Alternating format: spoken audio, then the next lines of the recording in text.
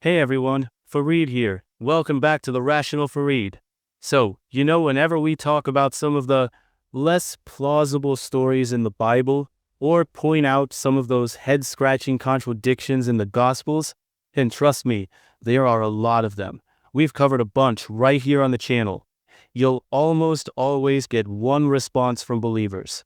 They'll wave off those problems and say, well, anyway, the resurrection. That's what really matters.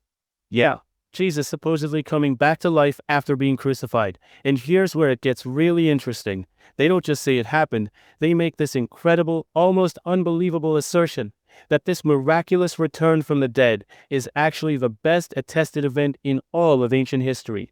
Think about that for a second. They put it on the same level of historical certainty as, say, the Battle of Actium or even the assassination of Julius Caesar.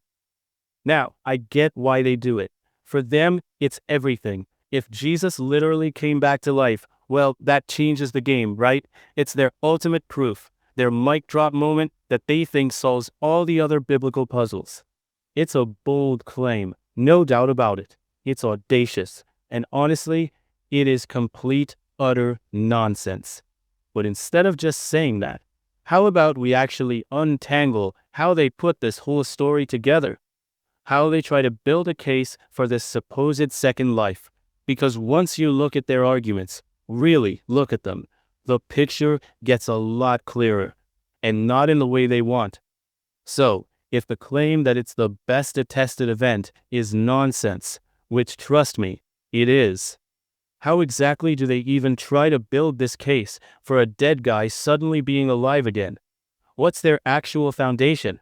Well, when you strip away all the layers, the entire Christian case for the resurrection really boils down to just two main assertions, two main ideas they lean on heavily. First, there's the notion of multiple attestation. This simply means they claim there were lots of different people, separate individuals or groups, who all witnessed Jesus alive after he died. The idea is, if many different people saw it, it must be true, right? And second, they point to changed lives. The argument here is that before the resurrection, Jesus' followers were scared, defeated, hiding away. But after seeing him alive again, they were suddenly transformed into fearless, bold evangelists, willing to risk everything, even death, to spread their message. And they claim only a real resurrection could explain such a dramatic change in their behavior. So those are the two main planks of their argument. Lots of witnesses, and the dramatic change in the followers. But are these planks made of solid wood? Or are they, well, more like pillars of sand?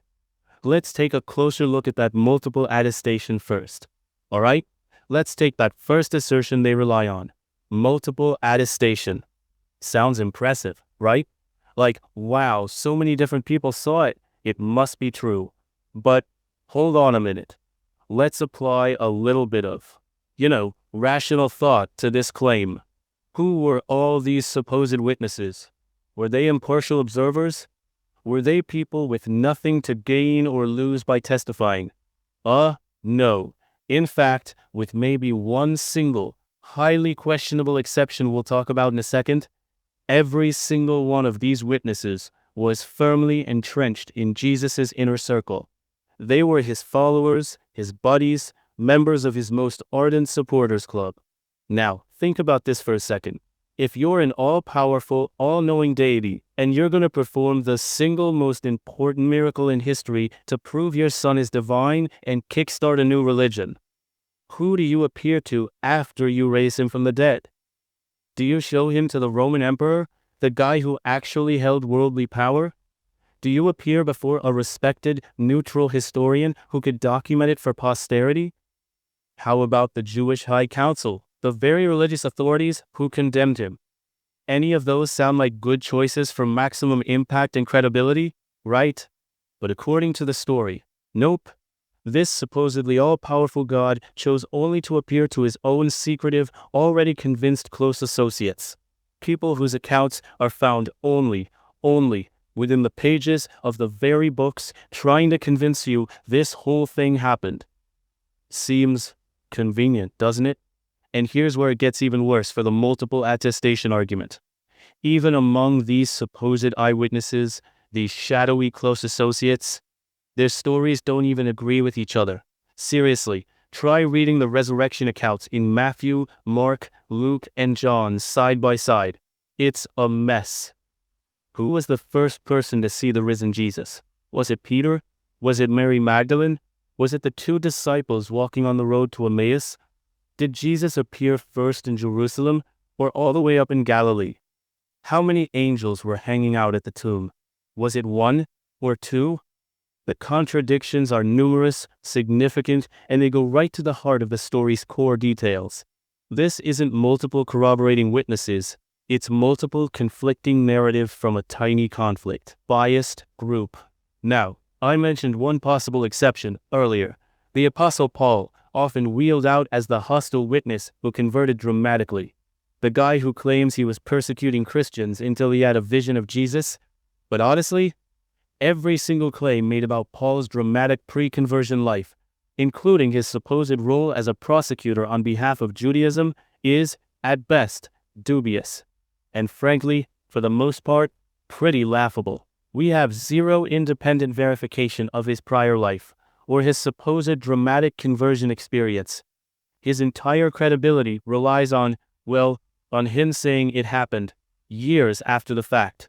That's not exactly solid historical evidence, is it?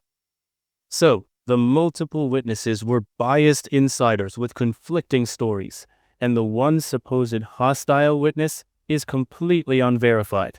Not exactly the solid foundation they claim, huh? But what about that second point, the changed lives argument? Alright, so we've seen that the multiple witnesses argument is shaky at best. Biased sources, conflicting stories, zero external verification. Now, let's move on to their second main pillar, the idea of changed lives. The story they tell goes like this. After Jesus was arrested and crucified, his followers were absolutely terrified. They were scared, they scattered, they were disheartened, hiding away, thinking it was all over. But then, according to the narrative, they saw their risen Lord, and suddenly, boom, they were transformed. They became bold, fearless, ready to go out and preach, even facing persecution and death without flinching. And the assertion they make from this is, see, look how much they changed. Only a real physical resurrection could have caused such a radical, life-altering transformation. Now it's true, that's a dramatic and yes, even inspiring story. As a narrative, it has power. But is it? Is it history? What objective, verifiable evidence do we have that this is anything more than a powerful tale? A story that was perhaps created or evolved over time by the early church, precisely to encourage conversion and strengthen the faith of existing believers? Here's the critical point again. This entire narrative, this whole scared to bold transformation story comes from the exact same limited, unverified source, the Gospels and later writings like Acts. These are books written years, sometimes decades, after the events they claim to describe, by authors we don't actually know, in places we aren't certain of. There is zero contemporary, independent historical confirmation of this specific sequence of events, or this dramatic group-wide change in behavior. And those key figures in the story, the 12 disciples, the Apostle Paul, despite their supposed earth-shattering impact and public preaching that supposedly changed the world, they are simply nowhere to be found in secular histories from that time. No Roman historian, no Jewish historian, no contemporary account from outside the Christian bubble confirms the very existence of these specific individuals, let alone validates any radical, life-altering change in their behavior or activities immediately following a supposed resurrection. It's all internal to the Christian narrative itself.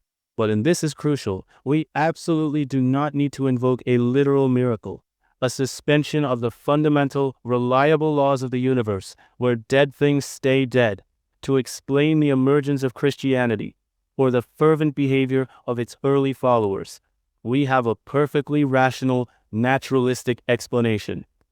The mere belief in such a possibility, the incredibly powerful, fervent, deeply held belief in a resurrection, whether based on misperceptions, visions, wishful thinking, or even deliberate fabrication, that belief alone is more than sufficient to explain why people might suddenly become bold, dedicated, and willing to spread a message, even in the face of persecution. History is full of examples of people willing to live and die for passionately held beliefs, regardless of whether those beliefs were objectively true. So, the changed lives argument isn't proof of a miracle. It's evidence of the power of belief, documented in unverified sources. But if it wasn't a literal resurrection, then how did Christianity actually get started and spread?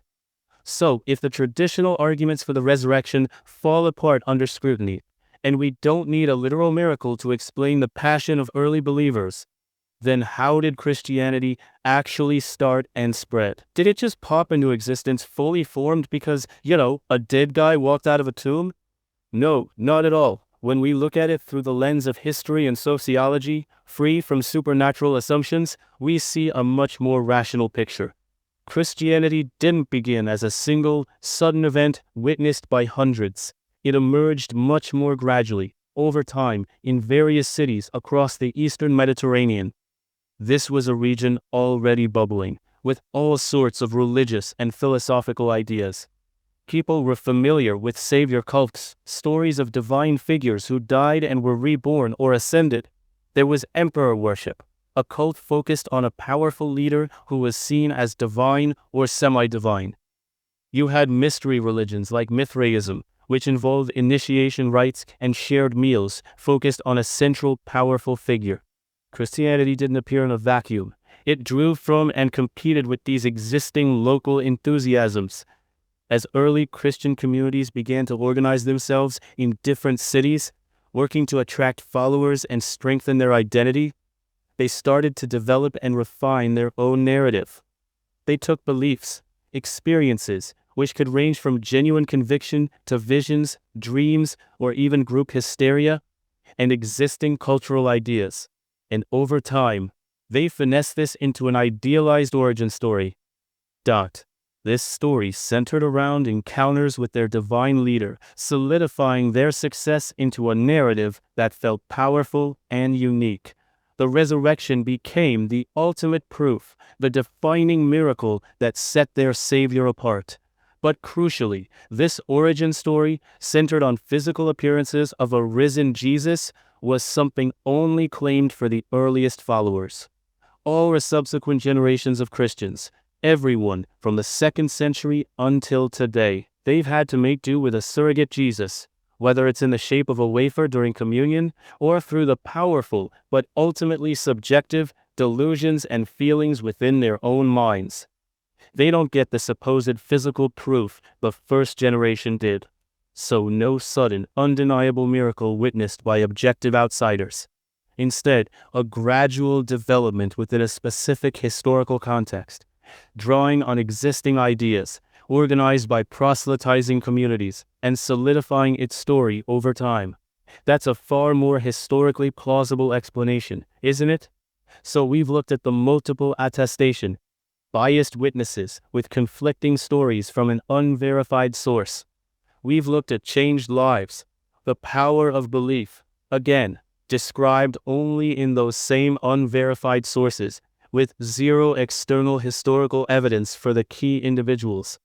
We've seen that Christianity has a perfectly rational, historical explanation for its emergence without needing any magic. And this is why, as even a former Archbishop of Canterbury, Michael Ramsey, once candidly admitted, no resurrection, no Christianity. And you know what? On that, we actually agree.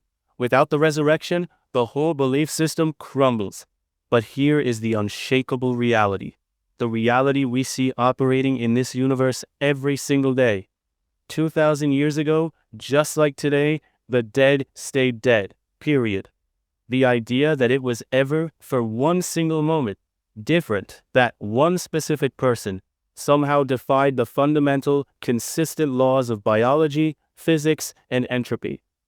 That is not history. That is a story.